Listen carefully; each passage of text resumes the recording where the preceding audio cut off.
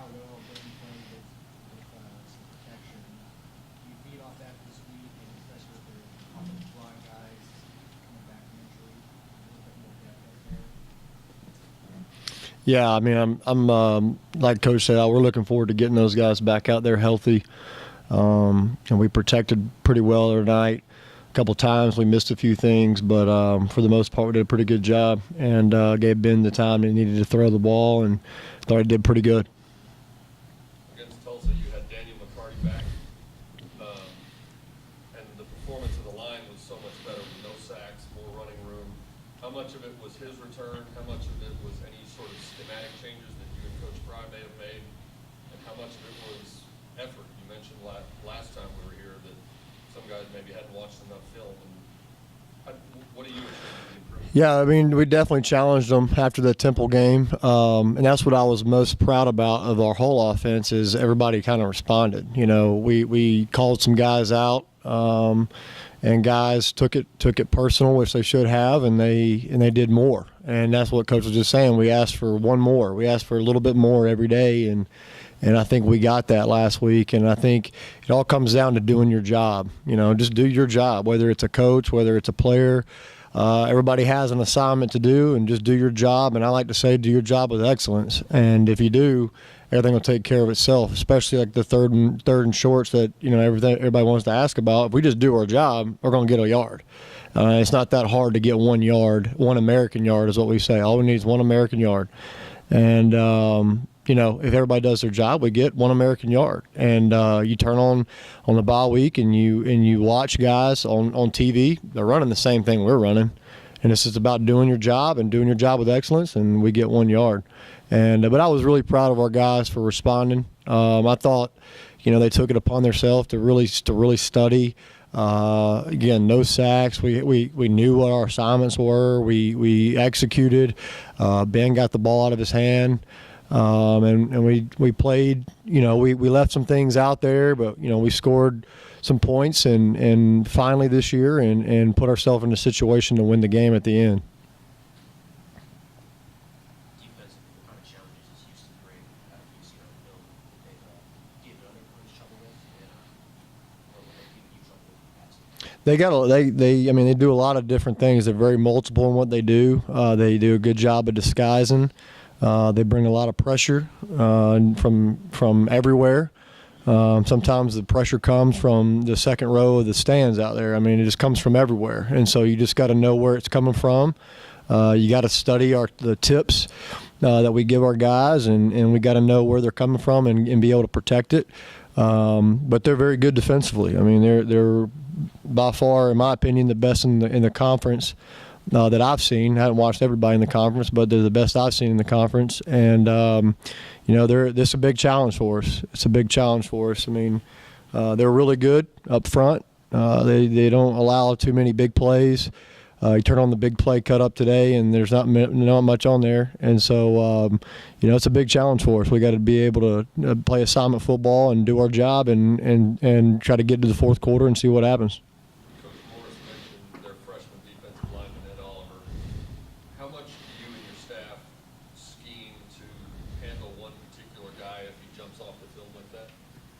Yeah, we try to tailor it a little bit, but again, if you double him, they got other guys out there too. They got 10 other guys out there that are pretty good. So you can't do it a whole lot.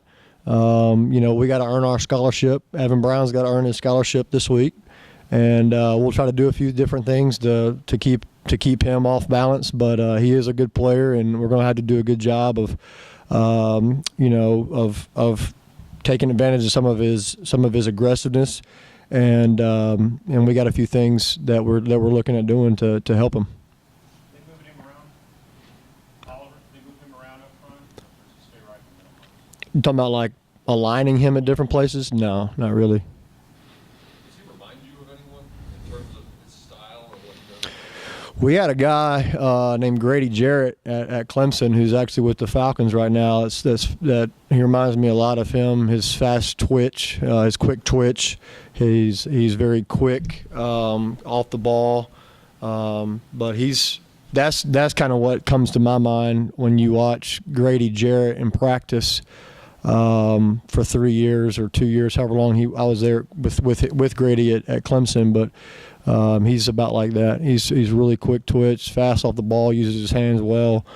But he's a good player. How has this developed your Daryl Cole acting in the system ready to play? Obviously, he adds a dimension to your offense. So Mm-hmm. can you just talk about that? Yeah, it helps get him back just for depth purposes of anything. Like Coach said, we've been playing the past several games with one scholarship quarterback on our roster that's been healthy, and to get Daryl back will help us to provide some depth. But he's missed a lot of weeks of practice, and he's got a long way to go to catch up and to knock the rust off. Alex Honey had a couple of catches the other day, and he was listed here behind Courtland. With his size, is there any temptation to put them on opposite sides and put two big guys out there at once just to create a headache for the defense? I mean, it's not really because he plays the same position as Cortland, but Alex has to come on some more for us to do that, and he has to continue to develop. I think it kind of surprised him when he caught the ball the other night and he went and scored. It seemed like it took him forever from where I was sitting to score because I was wanting to score so bad. But I was very proud of Alex for finding the end zone. Got on the headset and told him I was proud of him. And he's a guy that hopefully that gives him some more confidence. He's been a little banged up during the off week a little bit. So we get him back out there and he continues to get better. There's definitely something that you would look at doing something like that. But until he kind of establishes himself as a dominant player, we got other guys that we feel like are more dominant right now that we feel like we need to try to get the ball to. With Colbert back and Kamen Freeman now able to focus again more on running back, would you like to see more of a 50-50 split in the number of carries between him and Braden? Or would you rather one guy just become the hot guy and ride him?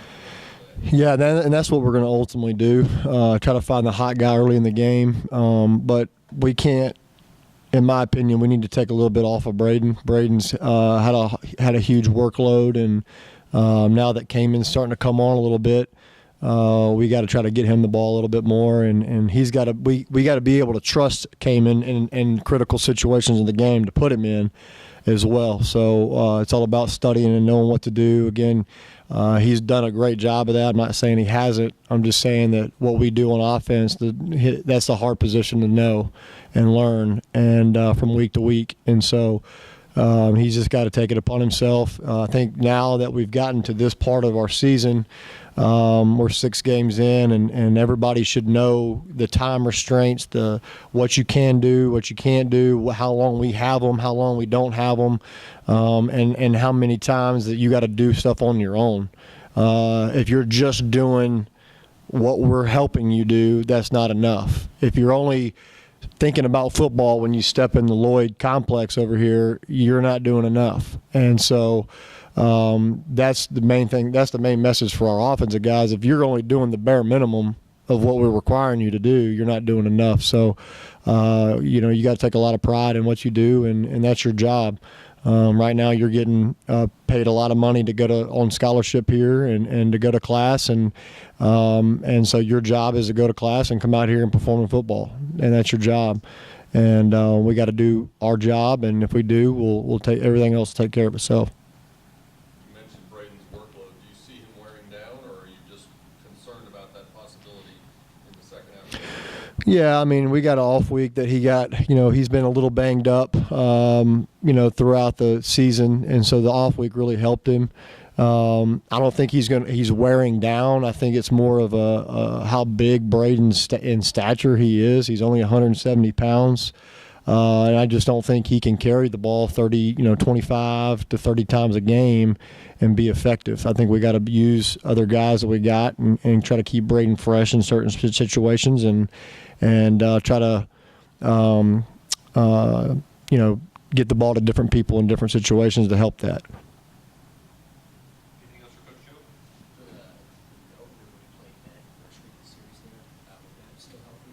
Now the Cole is back. Is that something you consider to get him some 5 reps Yeah, it depends on how he practices. I mean, again, he's going to be rusty coming off of his injury. He hasn't practiced in a long time. He got in very sparingly last week, trying to come off of it in a green jersey. So that's limited practice for us. So he's got a lot of rust to knock off. So we'll see how he practices this week. See if that's part of our plan. Daryl's gotten to games before, so whereas Ben hadn't early in the season. So I mean, he's got some reps last year that Ben hadn't. So that we'll have to look at that and see if that's something we might want to do. But again, he's got to practice well this week, and he's got to knock a lot of rust off. Thanks, guys.